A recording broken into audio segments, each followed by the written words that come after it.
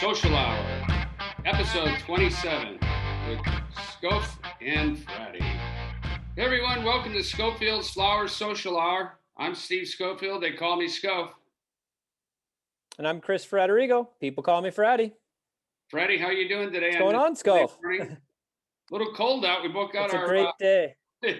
It's sunny, but it's chilly, but it's still nice out. It feels good. I know. So wearing a sweatshirt. I love this sweatshirt. It's my favorite. I got my Norton on. And nice. Got this new hat. Yesterday I was downtown in the flower market. And what does it say there? I can't read it upside down.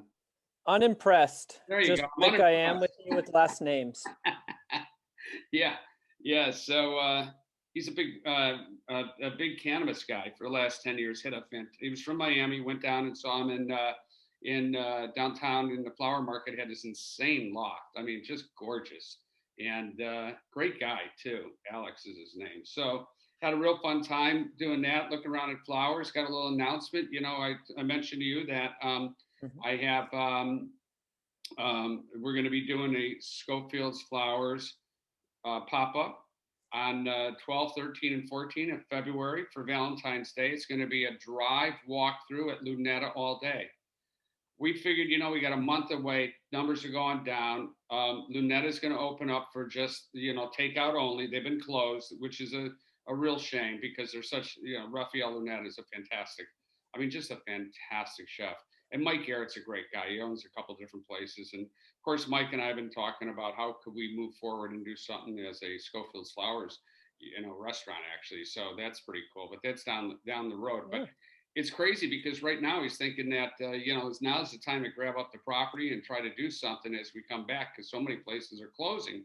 And he's been fantastic at, raising money and being able to have 7 restaurants in his last 25-year career. So very successful, and he does it right. And he knows how to find the right places with parking like Lunetta has and everything else. So pretty excited about that. No, that's super exciting. I know I missed last year's Valentine's Day party just with the newborn, but I'm excited for this one. I don't know what day I'll be up there, but I'll definitely be there for at least one of those days. And we'll have the slipper and, hopefully some other cool stuff. We can't wait. Yeah, that's cool. So, what I was just realizing, Scof, like back in Prohibition era, there was the speakeasies, right? Yep. You couldn't have liquor, bars closed down, but they didn't really. Well, now it's like the new speakeasy is like the restaurant you can still go to. Yep. Yeah. It's crazy. I do know of some, just reading the paper today, it's like Florida has no restrictions and they're just going strong. I mean, people are getting sick, which is terrible, but it's like, but their numbers are like level. They're not spiking and all that. They're just trucking along at like everywhere else. Whereas here we're roller coastering it. And what's interesting is I feel like whenever we're at our peak is when we've had the highest, restrictions. Yeah.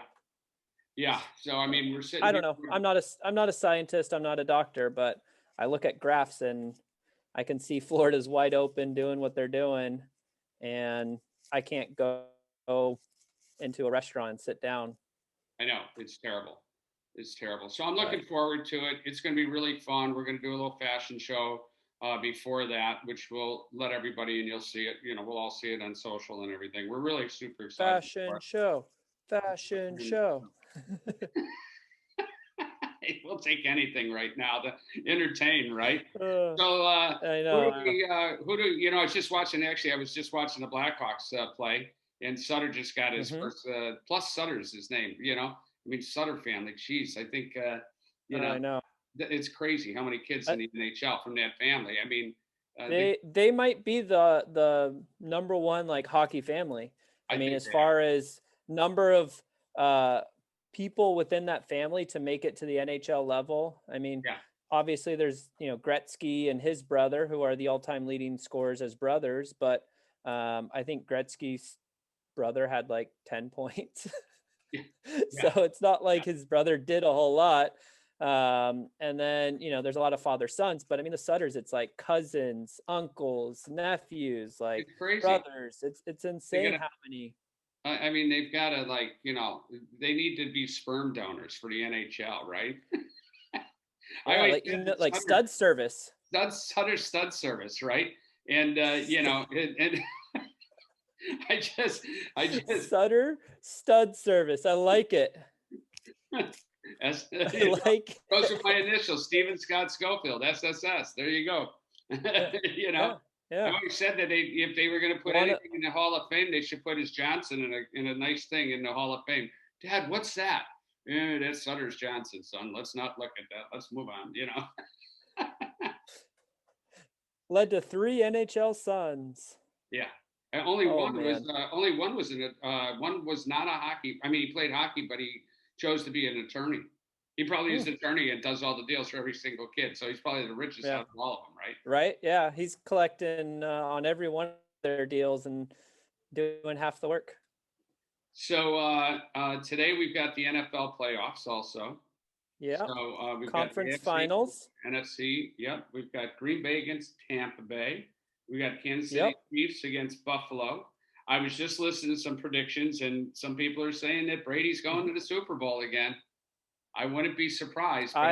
What a game this is going to be. I'm really hoping the Super Bowl is going to be Tampa Bay with Brady against Buffalo Bills. And I think it would be pretty funny if, the Bills, season plans are foiled once again by Tom Brady. Yeah. Because when he was with the Pats, every year is like the Bills couldn't get past New England. New England ran that division. So finally Brady gets out and they get to the Super Bowl and they lose to Brady again. Plus, I think it also show how great Brady is. Yeah. Yes, he was a product of Belichick and the Patriots, but this is just to show you what he brings to the table, because their roster didn't change much from their quarterback last year, and they were a middle of the pack team. And you add Brady to it, and now they're potentially Super Bowl bound. So I think it'd be cool to see Tom Brady win another one. I would too. I really would. So what's your prediction? I'm going to take Tampa Bay, and I'm going to take Buffalo. That's what I got, man. I'm on the Buffalo train. If Buffalo wins it, I think that'd be insane. That city's a blue collar, fun town. But I think, and the quarterback, Josh, what's his last name? I can't think of it right now. I don't know. I'm a hockey guy, Scof. Yeah, I'm a hockey guy. I know but I was reading in the paper this morning. He's a Cali kid, so he grew up in California. So that's nice. We got to go Cali, right? So yeah. So pretty excited about that. So who do we got today for our for our guest? I know we got an exciting one, and the guy's got a big following. Yeah, so we got Nick Ghanbarian from the band Bayside. And then he's got some other stuff that he's doing with Legal Speed, his coffee company. He's a huge Star Wars fan. He's got a little kind of clothing that goes with the Galaxy's Edge at Disneyland called Batuu Crew. Big into tiki and hockey. He's a Rangers fan, even though he's from Long Island. But yeah. Yeah, I know. But all around, really great dude. And I mean, again, I just felt like we were hanging out, chatting with buddies once again. Yeah. He's I can't wait to get on. Our pre-talk with him and everything was fantastic. I mean, we did give him a little shit about being a Ranger fan, but what am I going to say? You're a Duck fan, so I'm giving you both shit, So some people like to win a Stanley Cup once every 50 years. Some like to start a franchise in the 90s and for them. Right. I get it. It's okay. Yeah. But I'm excited to try his coffee. I know that in our pre-call and just going back and forth, we can also do our own coffee. So I definitely want to talk to him about doing something for Valentine's Day. Yeah, I think that would be a fun one. I think we talked a little about getting some like floral notes in it, tie into the flower side, and have our very own gangster blend. Yeah, I love the gangster blend. That's a good one. And then also I want to talk to 420 too, Jeff. So I mean, we talked about. So I'm going to let him know and see what we can do about doing some flower-based CBD. So that would be cool too. So we'll kick it off over to Nick, and let's join the show. Yeah, we got Nick Ghanbarian, the multi-talented man from multiple different channels, but probably most people know him from the band Bayside. Yeah. Great band. That's my full-time gig, except for the year 2020. Right. Oh, I know. Welcome, Nick. Thank you very much for joining. Yeah, thanks for having me. So, wow, what a year, right? Yeah, it's been, we had coffee this morning with some friends, and we really were just, a couple of people were like, yeah, it really flew by. I'm like, somehow flew by and felt like the longest year ever at the same time. Yeah. That's just how it felt. Excruciatingly slow, but it's done. And it seems like the last 10 months flew by, really. Yeah. No, I can imagine. And you had a lot of coffee to drink because you own a coffee company. So. Yeah. Besides that, I also like to support shops around here and just have that, I feel like for a lot of people, coffee is a social thing. So you want to go get it, and I still do that with buddies. And there's multiple shops that we support besides having my own unlimited source, because me and the drummer of my band roast our own coffee. We still go to places around here too. I think that's a good starting point. Obviously, with everything going on, we don't need to talk about the downfalls of being in a band in 2020. Yeah. But what have you been doing, kind of this year, since you do have a couple other things, project wise and entrepreneur wise? Yeah, I mean, it's been a weird year to be thrust into, because I feel like I've had to not necessarily rely on all these other little passion projects, but my life is set up where, I work, and I say work, quote unquote work, being in a band, that pays my bills. That's my career. But that only takes anywhere between 2 and 3 months a year. So I've always had more than half of the year off. And I've always pursued other things that I really enjoy. And yeah, they're all set up to like make me money either eventually or a little bit of money now, but they've all been thrust to like the forefront of my life, and they still can't really pay my bills, but they're also things that I don't want to necessarily give up on because I need to like go get a full-time job somewhere. Like I'm not at that point yet where you guys mentioned me and the drummer of my band. We have a roasting company called Legal Speed Coffee, and we're coming up on our 4th year. It's going really well.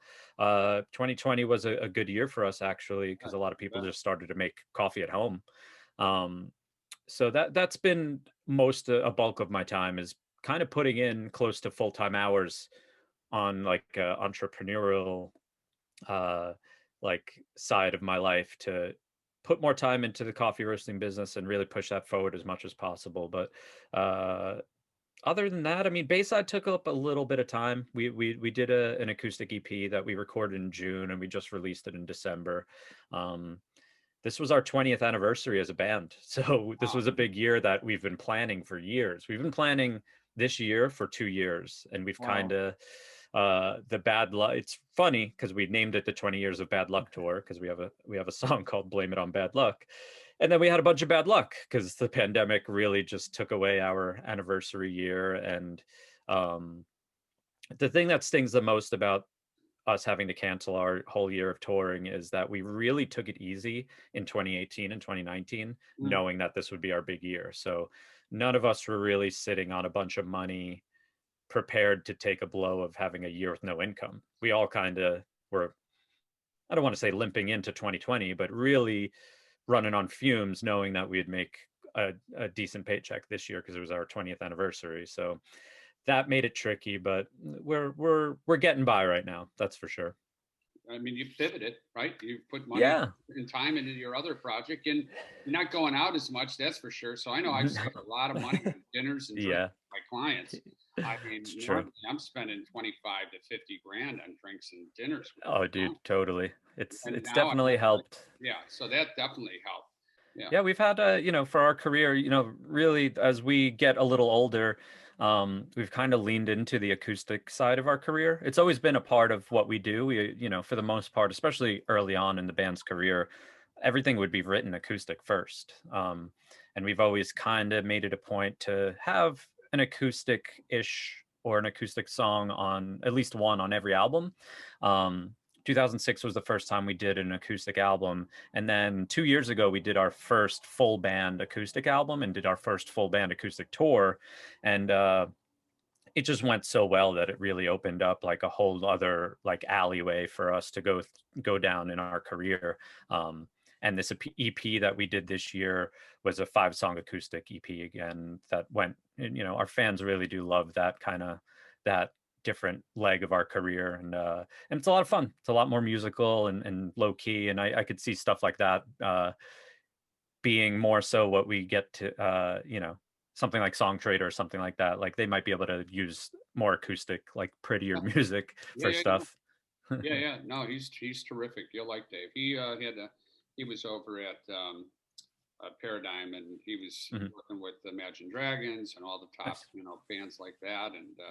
And so he's got about 25 years out here in LA and in the music industry, primarily in the licensing area. So you know, agencies make the mistake of calling like they'll call like, let's just say Sting's manager, or they'll call Beyonce's manager and say, yeah, we want to get Beyonce, and they hear it's for like a Bud commercial. Well, they're like ching ching ching, right? And where Dave can just save them so much more money, and also find them possibly somebody even better. Not that they're going to be better than Sting. Let's say not better than Sting or Beyonce or whatever it might be, but just different. Somebody that's fresh and coming up. People like, oh wow, I've heard that song. Oh my God, I love these, you know, songs. So yeah, he's a good guy. So I love the music side of things. You know, I've been in advertising for now 30 years, and I always say that music is 51% of any commercial or any movie. Yeah, really. It's, you know, again, I mean, I'm sure we'll get into it, but I'm a massive Star Wars fan, and it's, you know, we do a Star Wars. I couldn't tell with the background at all. Yeah, this is all new. I'm like, let me just set up some figures behind me. But the podcast that I do with Ryan from Yellow Card and Adam from Story of the Year, I mean, we're obviously all musicians and touring musicians, and I mean, we talk about John Williams music all the time and how much it meant to Star Wars, you know, like that's, oh, my dog's barking now. The music in Star Wars is what gives you chills, you know. It's like the moment that is what is generational at this point, because it's in so many trilogies and used in certain ways that's what actually makes you cry and gives you chills. It's the music. Yeah. Speaking of the podcast, I am curious, like how do 3 different, you know, musicians from bands all end up on a Star Wars podcast? Well, the funny thing, so it all happened this year. It seems like Ryan and Adam had the idea for a while, and at the top of the year, pre-pandemic, at the top of the year, they finally got it rolling. And I'd known Ryan. I hadn't met Adam really much, but they were in California going to Galaxy's Edge, and they're like, hey, do you want to be on the podcast? Like, do you want to be a guest? So they swung by my house. We did an episode, and apparently the story goes, you know, they got in the car and they were just like, Nick should just be a host on our show. So they started it, did a couple episodes without me, and then once I was on the show, they just kind of were like, that was awesome, and Nick should be a third host. So picked up around April, and we've done, you know, at this point 40, I think we just released our 48th episode. We do one a week. So I don't think it really started until February of 2020. So I wasn't on the first couple of episodes, but yeah, we do it weekly. It's tons of fun. It's going well. And it's just one more thing to sink my, you know, all my time into. Well, definitely. Go ahead, Fratty. Go ahead. Go, Scof. I was going to say, you know, for us, Fratty and I started doing the podcast because I got asked to do a podcast when I was in Cannes for the advertising awards, Cannes Lion, and it went really well. He heard it, and I had coached Fratty when he was a player, and then I helped him get into school out east, and then he played with my son out there, and then we, you know, when he got back, and we always stayed in touch, but when he got back to me, I was like, he's like, God, I love the podcast. I love to talk to you. And the next thing you know, here we are. And then we did it for about a year. We learned a lot. We started shooting it, and we had it all set up and blah, blah, blah. And then, you know, I just got busy in the advertising side because it was taking away too much time. And then all of a sudden the pandemic hits, and he's like, hey, let's get back on let's get back to the pandemic. Let's get back on the podcast. So it's been great, learning a lot. And, but for me as a brand and being in advertising, that has led to picking up a couple clients for us and doing some collabs with them. Yeah. So, and I also did I started before the unfortunate COVID. I used to do a pop-up at Lunetta all day in Santa Monica, Rafael Lunetta's place, and it's a beautiful restaurant. It was he has a back bar, and he has Lunetta all day. You walk through this bind area and seats, and then you go in the back and go through the restaurant. It's a bodega restaurant, daytime. Then he has night. Then he has Lunetta all night. Then he has Lunetta back bar, and I'm sitting in the back bar. He says, "Dude, why don't you give me this place?" Mike Garrett, his partner, who's a really good friend of mine. I said, "Mike, give me this place so I could use it for Schofield's Flowers, because I grew up in a speakeasy as a kid, and it just goes with the brand." He goes, "Why don't you give me $1 million?" I don't like, well, I'm sorry, dude, but I think it could work. He said, "Why don't you bring me an event and then let's talk about it?" So I did. Went fantastic, and then I started throwing events there, and then the next thing you know, I built out the flower shop. As you came in, I took a corner and built out a flower shop for Valentine's Day. Yeah, and we sold $1,000 in flowers a day. That cost like $2,000 to do it and build out an Instagram space, and I made $1,000 on it, and I split it with a florist that I brought in, but it was more about the brand. But and then we went into the speakeasy into his bar that I decorated as a speakeasy, and I brought in burlesque, and I brought in a DJ spinning jazz 20s, and then the next, I got a client talking to me, and he's like, "If I ever do anything like this, I'm calling you." And I got a call from Netflix just 2 months ago to build out a museum in Grant Park, my hometown in Chicago. Oh, it's amazing. So, and then the podcast then has led to talking to folks like yourself, or to LC King, who's makes some great workwear out of Tennessee, out of Bristol. I wear it all the time. And then that call went good. And Nicola Angelos, who I just did a smoking jacket with Nicola. Oh, nice. And Fratty is now creating some fantastic slippers for the smoking jacket. Oh, perfect. Yeah. A bunch of stuff. So then he calls and says, "Hey, let's get involved and start talking about doing a car coat, a 1940s car coat, like something out of Chinatown." What Jack Nicholson would have worn, So it's, for me, I guess, long story short, I'm trying to get there, is that the podcast is paying off in so many other ways. Yeah. And I think that's the fun part of it.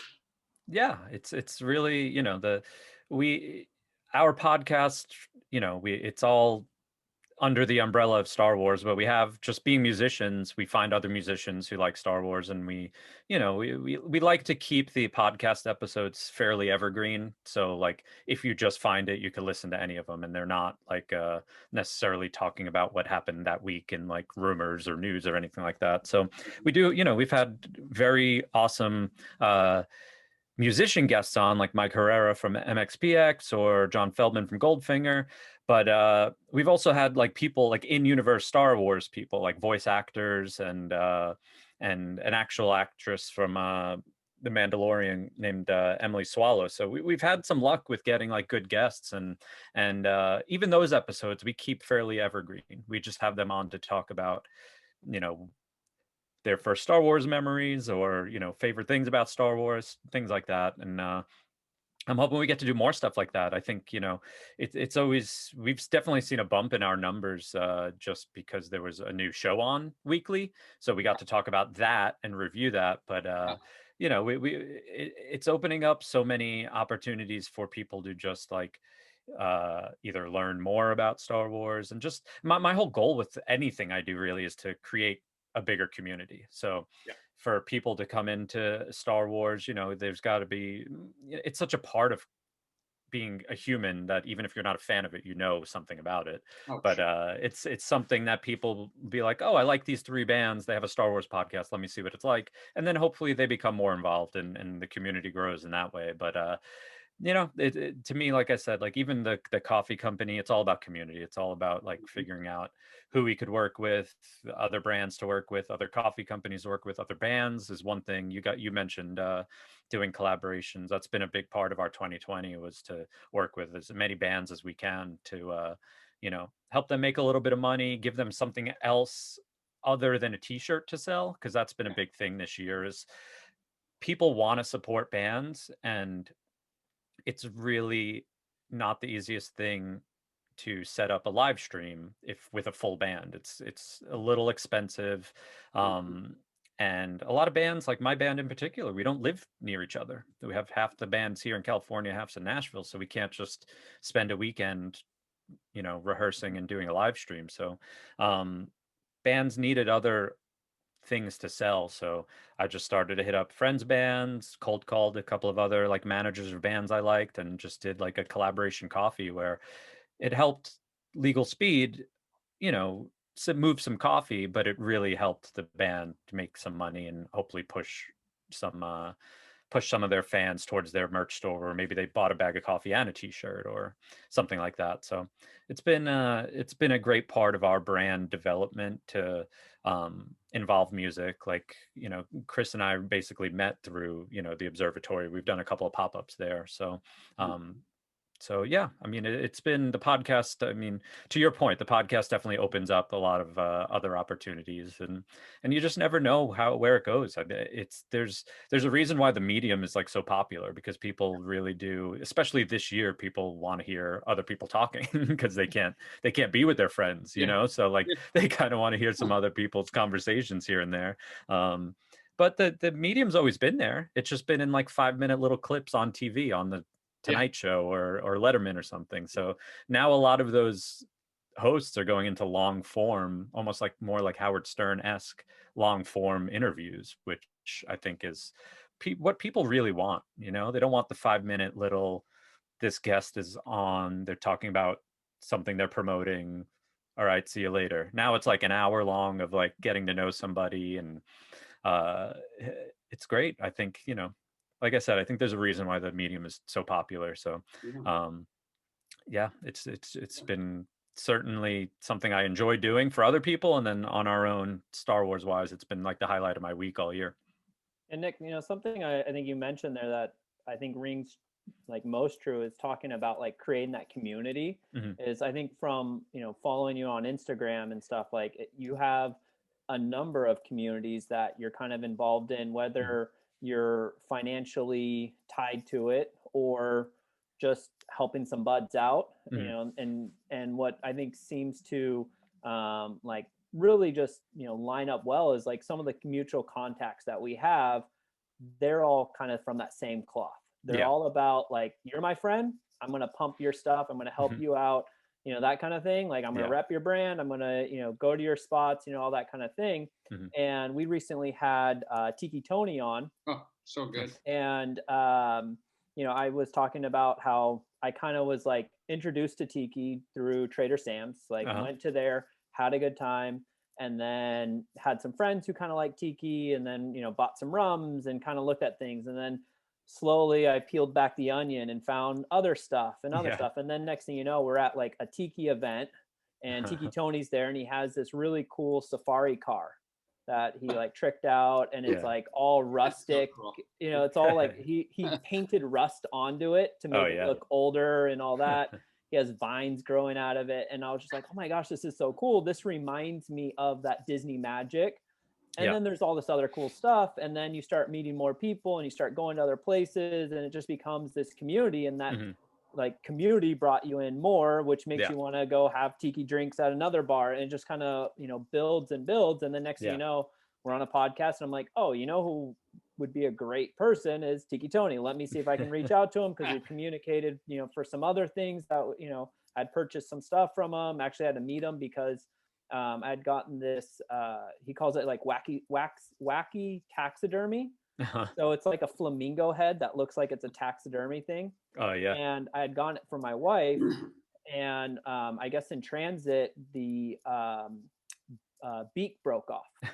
So she opens it up, and she goes to like pull it out, and it's like just like a pink like stem coming out of it, and the whole face is like stuck inside there. And I was like, oh my gosh. So I love, was like, hey, I'll bring it back if you have another one, or whatever, just let me know.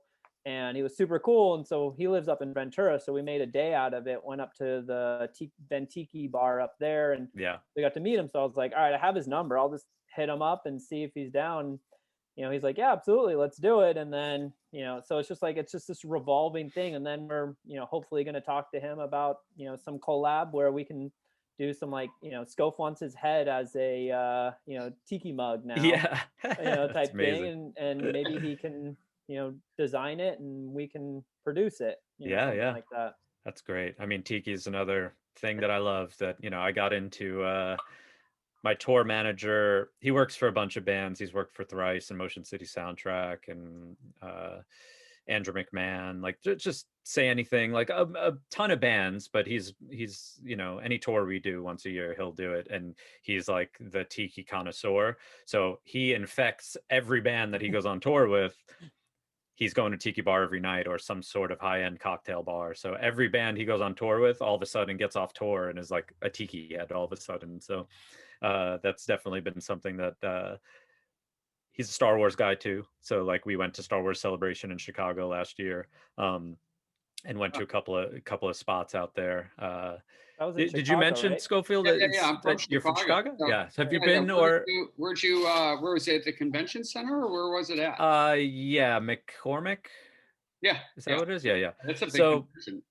Oh, it's massive. Yeah. I wonder how many people were at that thing, tens of thousands of people. But we stayed in Wicker Park just because I wanted to be closer to cooler stuff. But cool area, man. Yeah. Have you been to Dorian's out there? Yeah, I know that Dorian's. spot. Yeah. So that, we've seen some good jazz there, and that's not. It's like kind of hybrid, like a little bit tiki, a little bit cocktailish. But then we went to why is the name slipping? What's the bigger tiki bar there too? Three Dots and a Dash. That one, and then Lost Lake. That's the one. Yeah. I'm getting old. I can't remember things that I love at this point. Lost Lake, amazing spot. I haven't been there. I'll have to check that out. I mean, Fratty, I know the last time we talked after Tiki Tony, and then I had that. Actually, the day I was talking to Tiki Tony, I wanted to try some rum, and I was with Nicola from Shagbag, who we did the jacket with and everything, and so. Let me taste it. Boy, this stuff is really good. It goes down like water, and the next thing you know, I was like starting to slur my. Oh man, two tiki drinks and you're done. If you could do more, it's not a good idea. I think 3 is where, like, depending on what I've ordered, I can do 3. Yeah. But if I ordered like zombies or some of the ones that have like 3-4 ounces of rum in it, like if I end up on a third one, like. I'm buzzing pretty hard, and there's no fourth without like just being sloppy. Like I don't know people that have 4 tiki drinks and just like we're good, let's go, and you're like that you might have a problem. Well, we almost had a problem on your bachelor party, Fratty. Well, that was different. We had a lot of problems. We went from tiki to doing.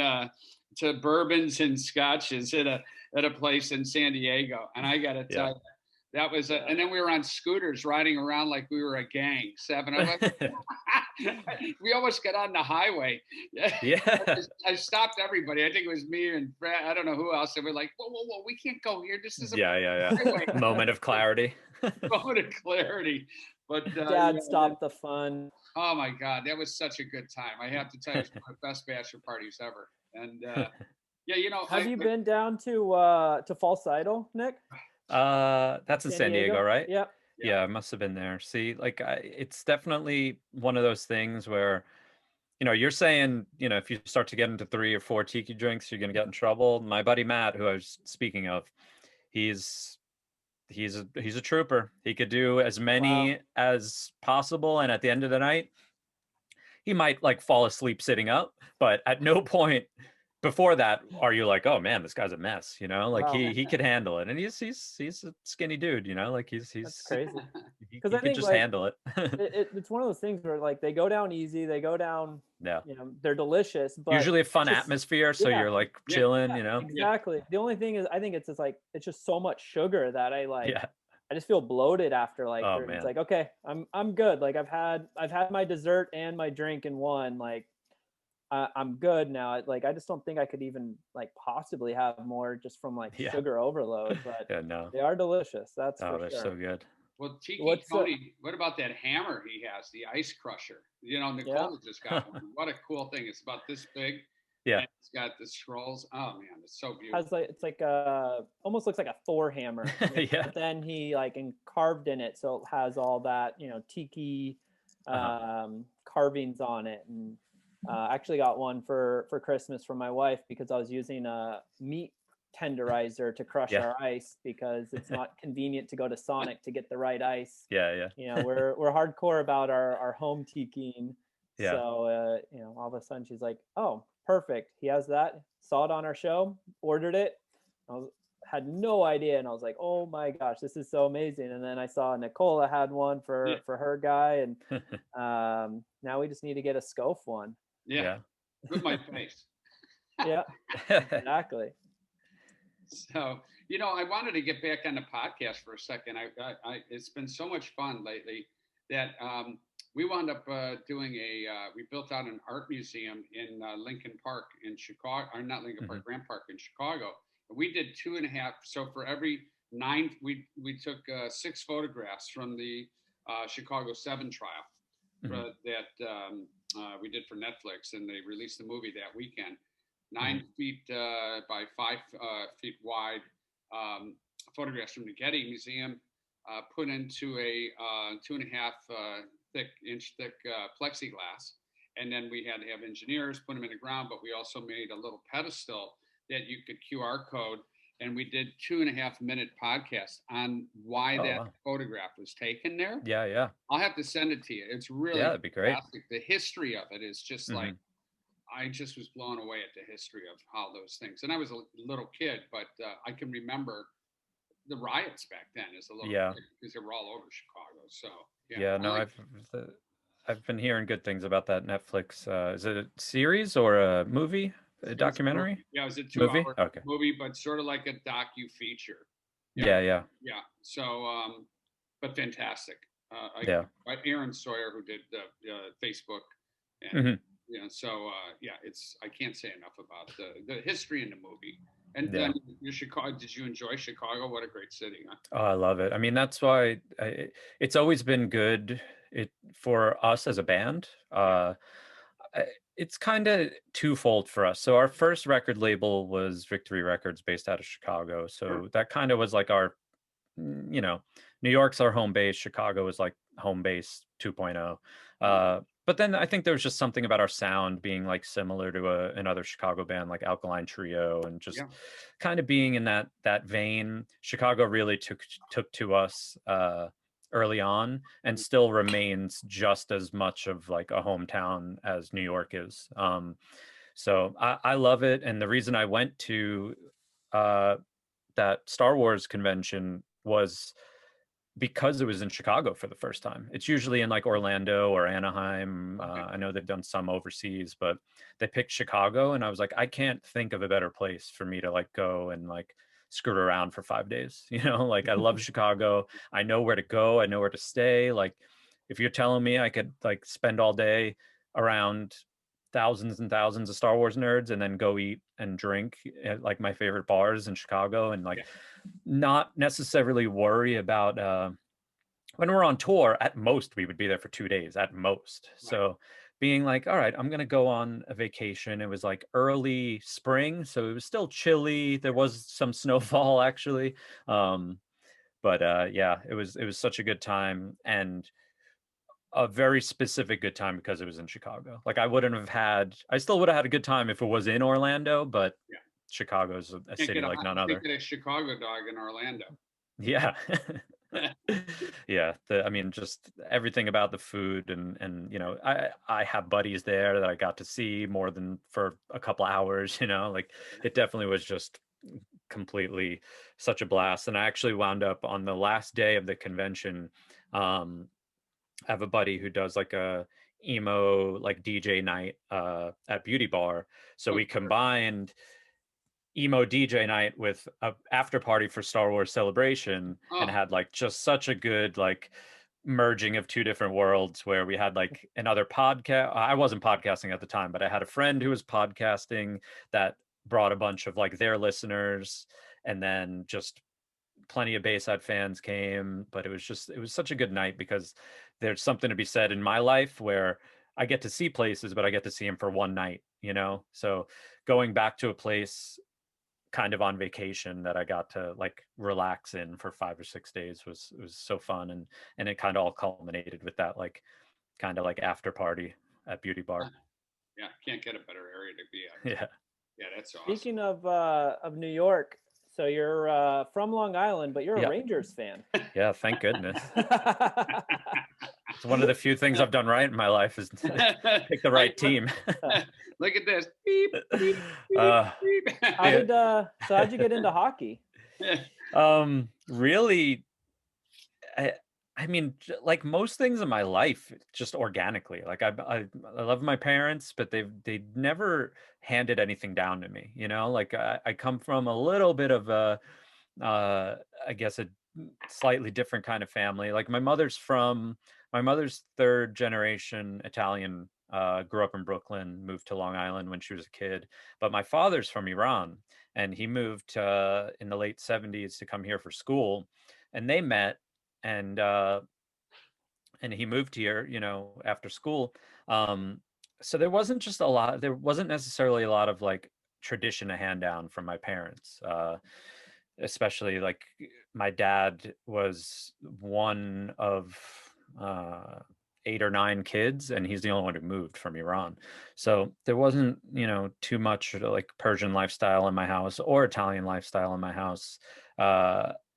And specifically, there also wasn't a lot of just American like lifestyle to like hand down. So anything I liked from an early age became what like the house liked. So like my earliest memories were Star Wars, and I liked music, but my parents weren't like, here's a Beatles record, you know, like here's whatever. Like, so kind of just grew up on Madonna and Michael Jackson and just stuff that I liked. And eventually I started playing hockey in the street. Yeah. Roller hockey and inline hockey was kind of popular on Long Island. Oh yeah. So we just started playing in the street. I never really played it like, you know, in a league or anything like that. And it's funny, I started playing and I would just wear like a sweatshirt or whatever. Every other kid had a jersey on. So obviously, you know, I was like probably 12 at the time, like, Mom, I need a jersey. So we went to a local spot, and the only one I recognized was a Blackhawks jersey because of Wayne's World. So my first jersey was a Blackhawks jersey. Then my uncle, who I got to see every once in a while, he came over with his boyfriend, and his boyfriend was like, why are you wearing a Chicago Blackhawks jersey? You should be wearing a Rangers jersey. And I was like, oh, okay. So from that point on, I got a Rangers jersey. So that was like the only thing that was like not necessarily like handed down to me, but like I was impressionable enough to be like, oh, I'm wearing a Chicago jersey. I should wear, you know, someone was like, you should wear a Rangers jersey. So that was like one of the few things that I was just like, oh, that kind of got it handed down to me, but that could have went wrong. He could have been like, why aren't you wearing an Islanders jersey? And then I'd be miserable for the rest of my life. Right. Who's your favorite player on the Rangers as you were growing up? Brian Leach, still to this day. He was, you know, Rangers, as much as I love them, they've never really been a team that develops players. So you know, in my lifetime, Brian Leach and Henrik Lundqvist are the only like draft picks that they ever. Yeah. But it's more about being homegrown and developing and stuff like that. Like I appreciate them, you know, how they've built teams and kind of how things have gone with them signing free agents and trades and stuff like that. Like obviously it has never really worked out that well besides in 94, but I'm happy the way they're rebuilding the team now, but it always meant a lot to me that a homegrown draft pick of the Rangers went on to be like actually get developed and impact the team in a positive way. You came close in 14, you know, against the Kings. That was a close one. Yeah. Those were some good. I mean, only 5 games, but still, it was still good. I mean, I had 2 players. A lot of one-goal games. Huh? A lot of one-goal games and overtime games. So I mean, it could have gone any way, you know, depending. Yeah. I grew up loving Bobby Orr, and then I grew up loving Brad Park. It was one of the greatest defensemen. And then I believe that Ronnie Duguay played on the Ronnie Duguay, and he had Fratty. You remember Duguay? Ronnie Duguay? I remember your story. Yeah, he had hair down here. You know, they had the helmets. Still does. they had this Canadian shag haircut, right? Yep. And they'd be skating, the hair flowing, and it was a big deal with no helmet back Mm-hmm. in the day when they started playing. Then they went to the little half shield type little helmet. Yep. And we went to my son played AAA and juniors in college and some minor leagues. And so when he was in trying out for Detroit CompuWare, AAA Bantams, we went to a buddy of mine that I smoked cigars with. A coach was 8 years in the NHL. And so he was having alumni in Detroit at the same time that we were in town. So he says, you got to come on by, bring stuff in, and I'll get you some signed sticks and everything. So we're standing there, and there's Ronnie Duguay smoking a cigarette and signing autographs. Yeah. And I told Stephen, go over there, get that guy's autograph. He goes, Dad, who is that guy? I go, it's Ronnie Duguay. Are you kidding me? The best hair in the NHL. Yeah. And he also had the best looking girls. Yeah. Up until recently, he was one of the, in studio kind of personalities for MSG Networks, and he looked the same, like he still had that longish hair going, not as long as back then, but it was still a part of his personality, and even the way he dressed, it wasn't quite like Don Cherry-ish, but it was fairly out there with what he would wear as far as suits or shirts goes. He would never wear a tie. It would always be like unbuttoned to the top of his chest. He still had his flair from the 70s up until recently. That's cool. That's so cool. Nick, kind of funny is, so I'm from Orange County, or Southern California. Grew up here, but my dad grew up in the Bronx and then later in Long Island himself. Yeah. Never was a hockey fan. It was always baseball, football. Yeah. And the story goes, when the '88 Olympics were on in Calgary, hey, what do you want to watch? I'm 3 years old, and I would just say hockey, and he's like, oh, okay. So he'd put on hockey. I have no memory of this. It's just the story that was told. Yeah. And then flash forward years later, the Mighty Ducks movies come out. Yeah. I get a stick, we start playing, just absolutely fall in love with it. T-ball was too slow. I was picking daisies in, the outfield because I'm a lefty. So like it's first base or the outfield for you. So I'm just, rolling around, too much energy. And then they built the Aliso Viejo Ice Palace. Dad's like, you want to play? And I'm like, okay. And then it was all hockey all the time. And to like make it full circle, now, he's a Ducks fan because that was the team, that we had here when I got into it. But he's now also like a New York hockey fan too. Yeah. Like he equally, I guess, roots for the Rangers and the Islanders because he didn't really grow up rooting for either of them, but he just supports the New York teams. So it's kind of funny that, he never rooted for him as a kid, and then flash forward like 40 years and now he's a hockey fan rooting for some New York teams as well. Yeah. So it's kind of interesting kind of how that, would come about.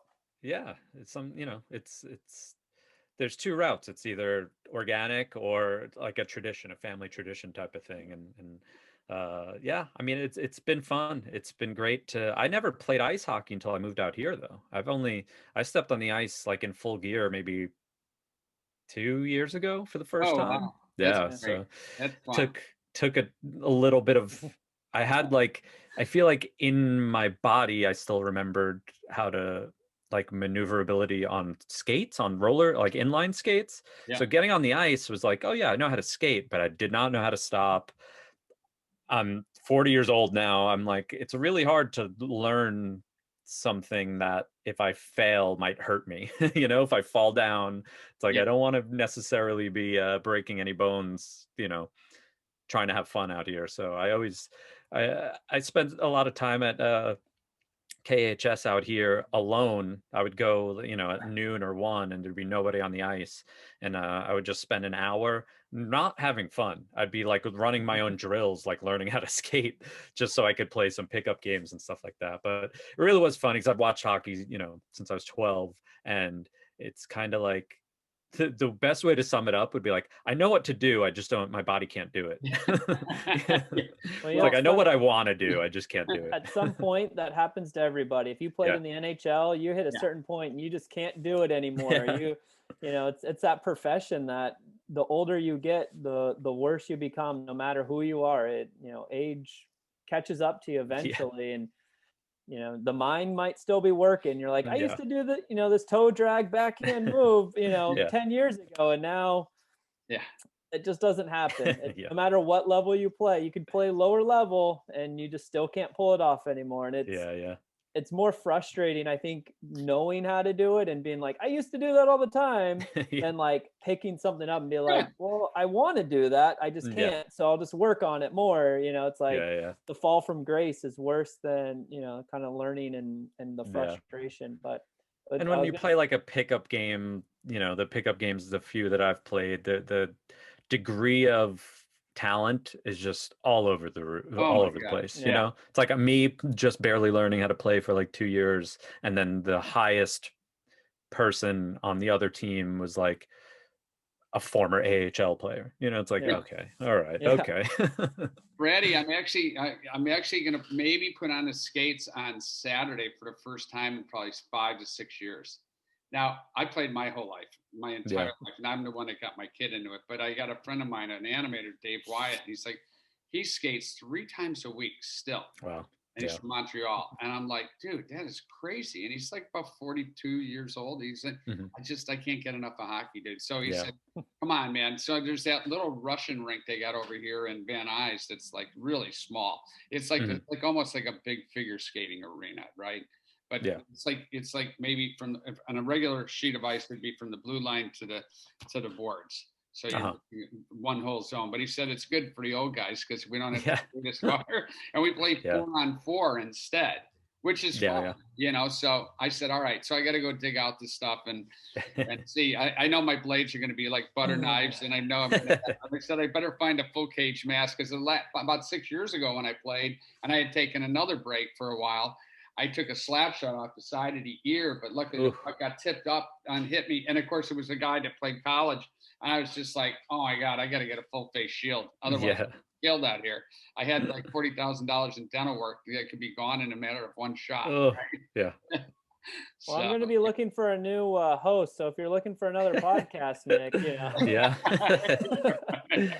One of my, one of the unfortunate things to make this year even worse was, and it all is related. So in our house, we started to smell some animal urine, and we're like, well, it kind of smells like cat pee. We do have a cat, but it wasn't that. We know it wasn't our dogs.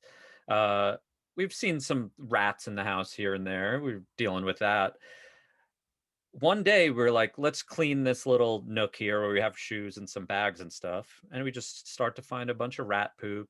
A rat was fully living in that area. The last thing I pull down is my hockey bag. And it's a, heavy vinyl hockey bag. Yeah. The rat was chewing through everything, but couldn't figure out a way to get into my hockey bag until it did, where it chewed through the zipper area because that wasn't the vinyl. Yeah. And it straight up was living in my hockey bag. Chewed so many, peed, pooped, and chewed so much of my stuff, like definitely cost me. I didn't replace anything yet, but eventually when I replace the stuff that this rat, screwed up on me, it's going to cost me a minimum of $1,000 to replace some stuff. Oh my God. And that wouldn't have happened if there was no pandemic, because I would have been using my stuff.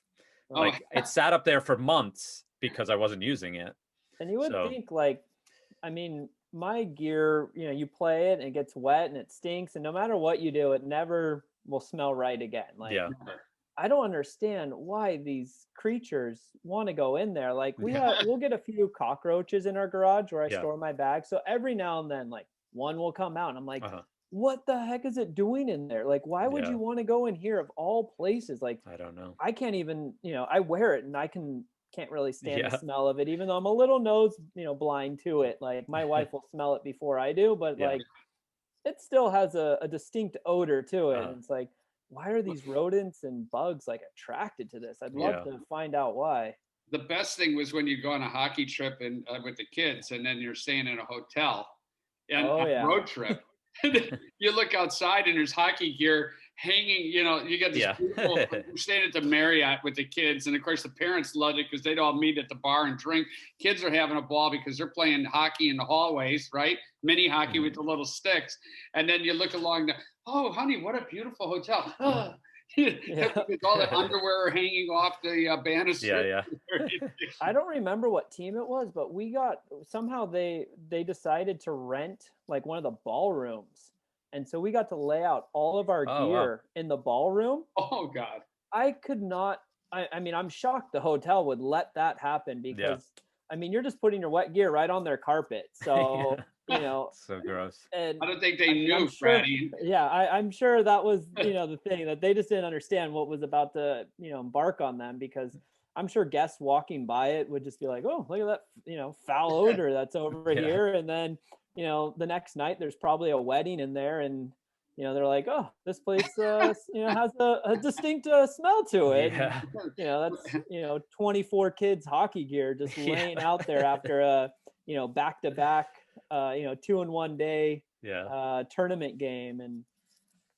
But yeah, Scof, I definitely remember those days. And and even worse was when you didn't have the patio, because then you just aired it out in your room. So now you're airing it out in the room that you're playing in, unless you were lucky or you're smart enough to rent like a truck wherever you went, and then you could throw it out in the back of the bed and go check it later on. But man, that you know, as a kid, it doesn't smell as bad, but it's just wet always. The best I ever saw was when I was a kid.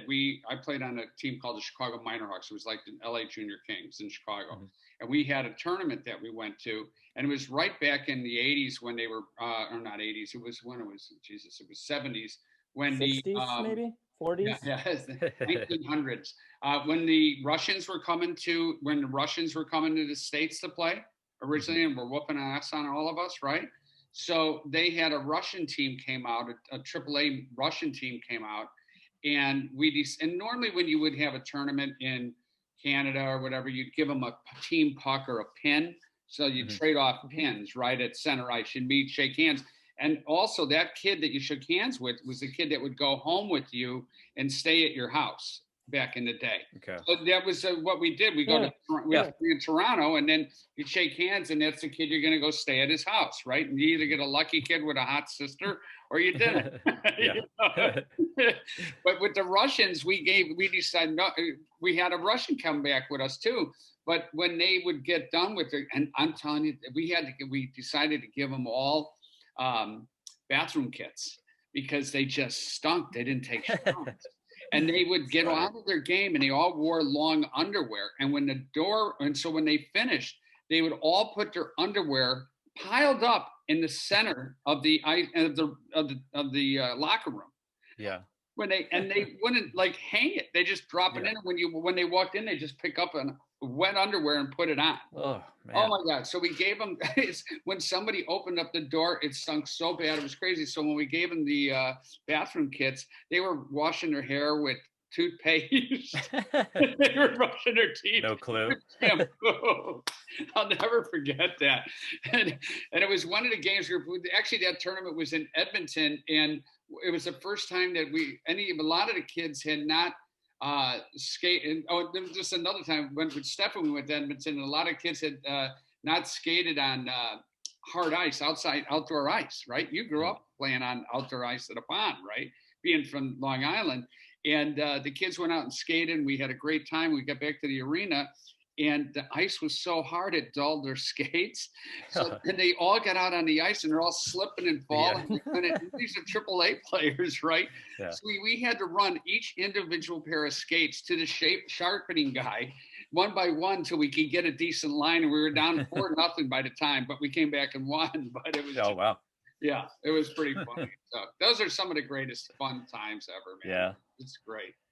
Yeah, unfortunately, like I said, I only started skating like 2 years ago and didn't do it frequently enough where my gear smelled fine until a rat soiled it all and just ate the weirdest thing. Like literally the thing, the skates are the most expensive part of what I have, ate the inside of one of my skates. So I'm like, how did you do like hard ass inside of my skates? Why did you eat? So like those are just actually ruined. Like the most expensive thing in the bag is just actually ruined. Your next team will have to be the Dirty Rats. Yeah. They have a big rat on the chest. Yeah. Let me ask you something. Since I'm looking at all the Star Wars, so you always got to have Mandalorian. What a great show, huh? Oh yeah. Wow, It's been great. And the technical background behind it too, with the like the studio and everything, how you can Yeah. game quality, right? Uh-huh. Photo real time activities that are all planned out. It's just spectacular. Yeah, I mean that's been even though it's George Lucas doesn't own it anymore, Lucasfilm obviously has always been about innovation, and Star Wars obviously was innovative enough to just completely change the world in the 70s and early 80s. And then he really, really tried with those prequels. Like nothing looked like that then, but people didn't necessarily, a lot of people necessarily didn't like how it looked, but that was still innovative. It was almost like he was to a fault cared more about like innovation than acting and scripts and stuff for those prequels. So I see where some people don't like those, but they've done a good job over the last 20 or so years of kind of supplementing those prequels with other stories that make them a little bit more palatable and a little bit more deep. But now Lucasfilm again did another huge innovation that's not proprietary. Anyone could use it to make movies, TV series, whatever. And yeah, this just huge, massive, I think it's 100 feet by 22 feet, I want to say, like sound stage that's all runs on like real-time video game technology. It's just absolutely unbelievable. And like really think about the timing. This came like a year before the pandemic where they had that, and it's like it's such a game changer for post-pandemic like filming and stuff like that. Besides it just being a game changer in general, it couldn't have come at a better time. No, I mean, I agree 1,000. I mean, I come from visual effects, so I mean, to me, it's like, and I started on shows like Buffy the Vampire Slayer. Oh, nice. I was, we worked with Josh Whedon, and he was came to us and said, I mean, he left the studio he was working with and brought all his work to us, and he became really good friends with actually my ex-partner Lonnie Perister, who's a director for television, and I'm going to see Lonnie in the next half hour here after we get done, and we had a script thrown on our desk, and it's like, hey, you guys take a look at this. They don't have a lot of money for visual effects, and some stupid vampire movie. And Lonnie and I look at it, and Lonnie's like, this guy's incredible. Are you kidding me? And we decided to work on everything, even if it was late nights, whatever it would be. And next thing you know, we were controlling Buffy, and we moved, and then we left that company, took Buffy with us, and started our own company. So that's groundbreaking stuff with Josh. And so what you can do on this stage now is just absolutely amazing. I mean, you could shoot an entire car commercial and have all the backgrounds changed, and it could be anything you want. Then you can also have the car be in 3D, and you can photo reel and change the colors, go into the car. I mean, it's like, it's just incredible.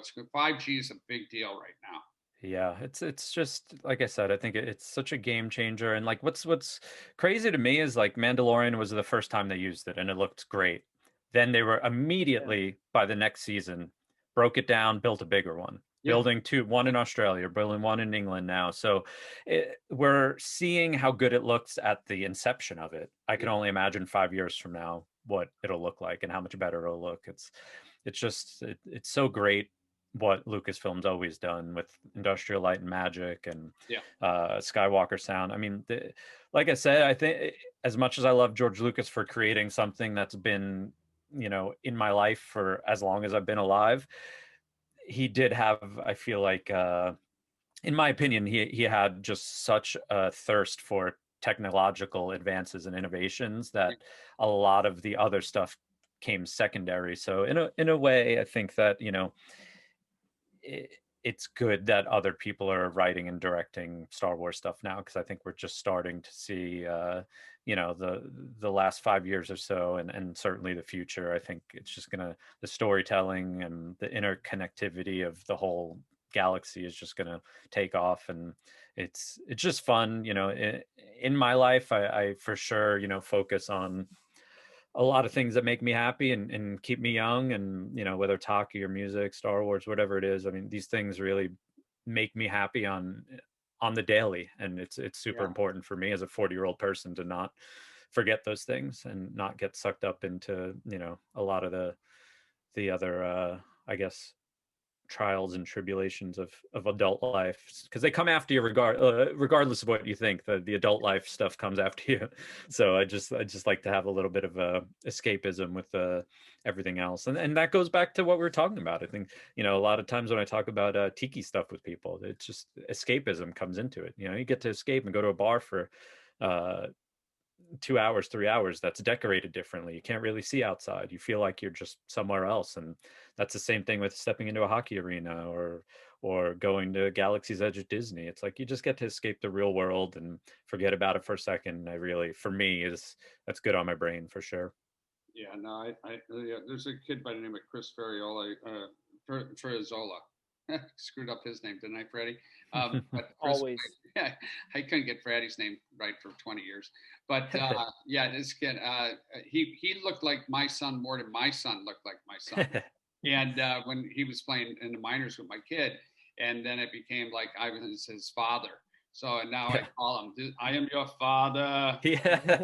I do the whole Star Wars Darth Vader on him, and to this day I stay in touch with the kid. That's great. He's doing really well. He's in Florida and he's teaching hockey there, and he's he couldn't be happier. And he's part of it. Tampa Bay Lightning have embraced him for helping the kids and teaching and everything like that. Nice.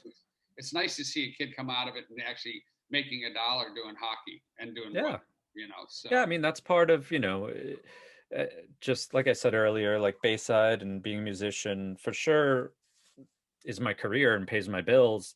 But it's, for us in particular, it's a middle-class career. But one thing that I really do value a lot, and I actually have to like talk to other people that are musicians, like, because I don't think they realize this, or maybe they take it for granted, but like free time is a currency. And like I said, like even at this phase in our career in Bayside, if we tour maybe 3 months out of the year, to me there's huge value in having 9 months of freedom and not needing to clock in and clock out anywhere and being able to do things that I love.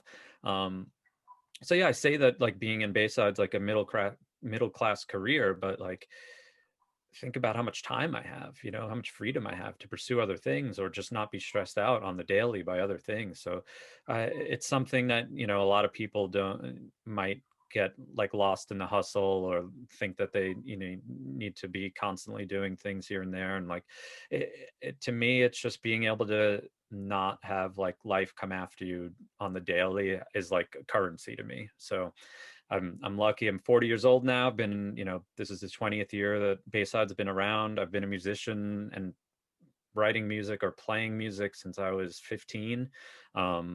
So it's, if I'm ever going to pat myself on the back for anything, it's that I've made it this far in life with doing stuff that I love. And I definitely don't take it for granted. But like I said, there's just so much, I put so much emphasis on the amount of free time I have that it makes the middle class living worth it, because everyone's like, oh, you're in a band, that's so cool, you get to go places and you probably make a ton of money. It's like, nah, I make enough money and I see places, but sometimes I see them for a day. Like the first time we went to Paris, we were late, like we were driving from another country and we were late and we're in Paris for about 6 hours and left. So I was like, okay, yeah, I went to Paris, I've been there, I didn't see anything, I ate McDonald's and left. So it's things like that. Like I don't take for granted when we go to different countries and stuff too. Like jet lag will get you, and some people stay in the hotel and sleep. And I'm like, I don't know if I'm ever coming back to Germany or Australia or anything. I got to go out and check things out. So that's amazing. It's all these little things that I just try to not take for granted and do bring me happiness, and it all adds up for sure. That's awesome, and I think that's a good end point here. We try to keep this to about an hour. Cool. But Nick, where can people find you? All your different projects and places so they can check out everything. The easiest thing would be Instagram or Twitter, and that's just at Nick Bayside, all one word. And then you'll be able to find everything else from there. But everyone, welcome back to Schofield Slaughter's Social Hour. Fratty, what a great interview that was. it was a great interview and an even better podcast background that he had, which inspired obviously my new background that we've had for the last couple shows. Yeah. And I think it really made us, want to up our game with, what our little mini podcast studios are going to be. Yep. I like the lights behind you there, buddy. Yeah. And I got a few more things coming. But as they come, I'll put them up. But just kind of thinking about what's in the background, but also how to get some higher quality, video and sound for us. Yeah, I think I'm going to wind up putting behind. So I finally, I got we're just designing the room right now here. And I took over the front area here at the house, and it's fantastic. So going to make it sort of like Steve's place. I want to go with the old 1920s type flair to it. I'm going to get this table I got here is nice. This desk is a little smaller. I can eventually, when we get the couch in here and everything, I got a little bar set up over here. I don't know if you can see the bar. I got the bar going right there, and I got the whiskey and everything down below. Very nice. So I did that. Very nice. Every time I go to make a drink, I don't have the sink in here, so I got a refrigerator yet. I keep on going back and forth, but I'm learning how to make a fantastic old fashioned. And my favorite. I'm really excited. I'm going to get on each side. I'm going to get like Capone, and I'm going to get O'Banion, right? And then a few more things. It's maybe like your angel. It's like Capone's your little angel, and then O'Banion's your devil. Yeah, right. Have a little. Do it. Don't do it. Yeah. Don't. I definitely want to get the mic set up too, and things like that. But I got to shout out to somebody that just passed, Larry King. I mean, what a career that guy had, huh? Oh yeah. His and what's crazy is his son-in-law actually used to be the quarterback for the LA Kiss when I was working for that. So his Larry King never came to the games, but his wife would to watch play. So that was my close connection. And then unfortunately, he was older when he did it, but there's a comedian that I love, Tom Segura, and he was on the show. Yeah. And absolutely hilarious. You got to look at the clips of him on Larry King. He asked him what his favorite guilty pleasure was, and he goes, chocolate souffle. And Larry King goes, Saka souffle? It's like chocolate souffle, and he's like, oh yeah, that takes a while to make that, huh? He's like, yeah, it does. But I don't know. It's just he was older, senile, but Tom was like nice about it. He wasn't trying to make fun of him, but it turned into some hilarious little memes and stuff. So you got to check it out. Just look up Tom Segura, Larry King. I definitely will. Boy, the guy had a few. The guy had a few wives, 8 wives. Crazy. But he could afford to do it, and he was, I guess, he just got bored and he wanted to be entertained. Who knows? I don't know. Just some people change their cars, some people change their wives. He said I was different in the 20s than I was in the 30s and the 40s. So and that is true. You change and everything. Luckily, I've been able to keep it together and be with my wife for many, many years, and she's been a fantastic. She's my champion, so that's all I could really say. She's been fantastic, and you just got married. We just celebrated.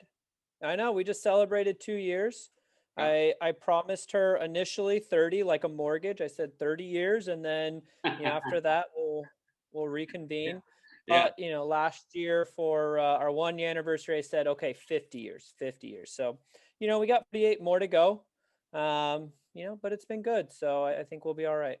Yeah. You got a good one. Yeah, she's a good one. I couldn't even believe how long it's been since. You just had your wedding not long ago, and it's crazy how time flies. But Larry King feels like it's flown.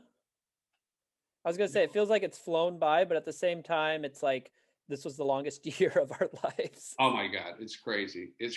But I couldn't wait to get on today, because after listening to Larry King about how excited he was to be on the radio and how much he loved his career and everything.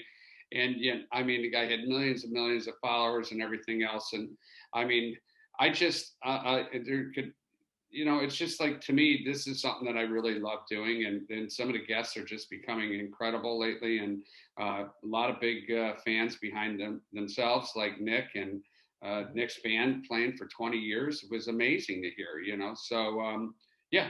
Anyway, so let's chat next week, and then I'll let you go and have a good one. Got some football and some beers to crush, so we gotta go. All right, buddy. I'll talk to you later.